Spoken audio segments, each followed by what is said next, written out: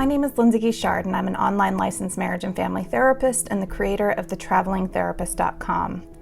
This week, the topic is on friendship.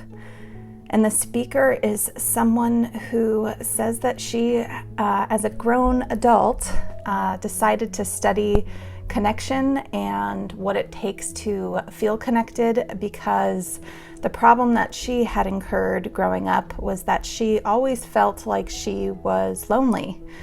And she went through some statistics that were alarming for the time that she gave this speech. But I know now a lot of us are struggling with loneliness because of our inability to connect the way that we used to.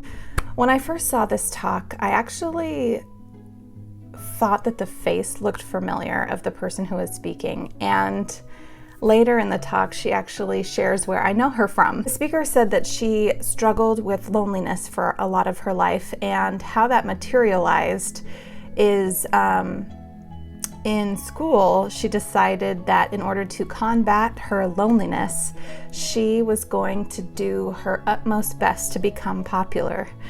And so the thing that happened to her was basically she was striving and striving and striving to become popular, that the backhand need of seeking attention and getting praise was something that just increased over time.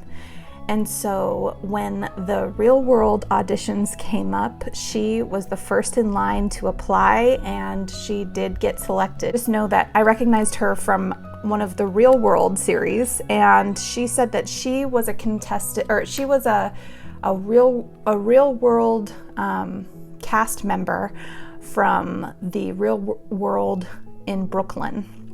And this is a TV show that was made popular by MTV. She said that her striving to be popular, her striving for approval and for praise, it just made her one of the great candidates for MTV's Real World.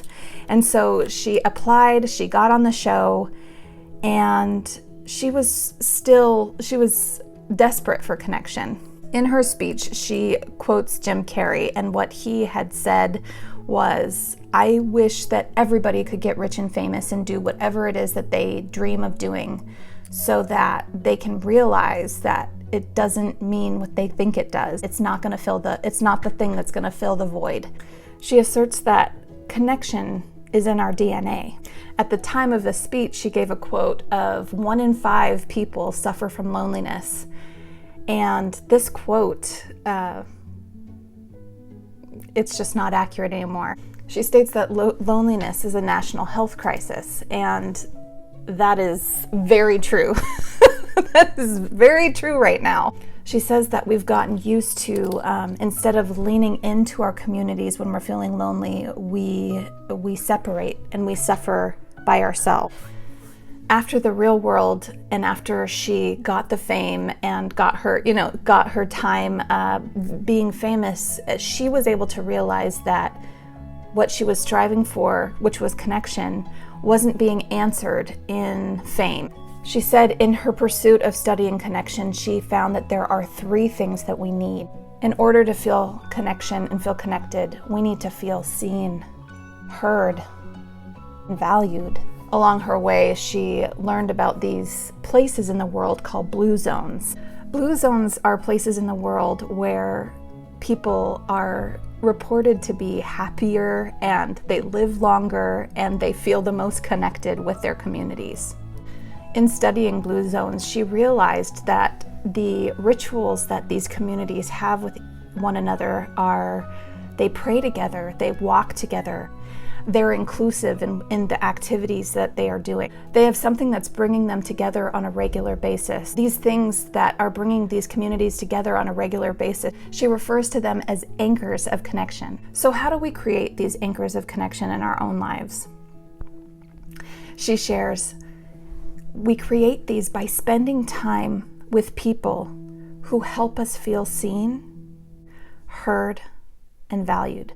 The formula is repeat plus intention equals ritual. Once we found our people that help us feel seen, heard, and valued, we create ritual around getting together. Bonfires are a way of bringing people together and storytelling. She shares that for her and her girlfriends, their couches have become their bonfire. They have ritualized Monday nights. And this ritual that they do together, the people that they share who help them feel seen, heard, and valued, they come together every Monday night, and they find that more times than not, they're coming together with their tanks empty. Sometimes they come with the regular wear and tear of the week. And sometimes really big things happen in their lives, like divorce or getting fired, and they have this anchor of connection. She also shares another anchor of connection, and this one she has with her partner. She says it's something small, but it's something that they do every day. Before they go to bed, they share with each other one thing that they love about the other person the most that day. In conclusion to her talk, she shares that connection is not something that we go out and get. She finds that connection is something that we go back to. She shares, don't do anything new. Do something that you're already doing with the people that you have already found that help you feel seen, heard, and valued. And do it again, and do it again, and do it again. And strengthen our anchors of connection. I hope you enjoyed this video. I would love for you to come and check out thetravelingtherapist.com, where I do a mental health blog that I put out on a weekly basis. I also have some services that are at the top. Thank you so much for watching, and have a great week. Bye.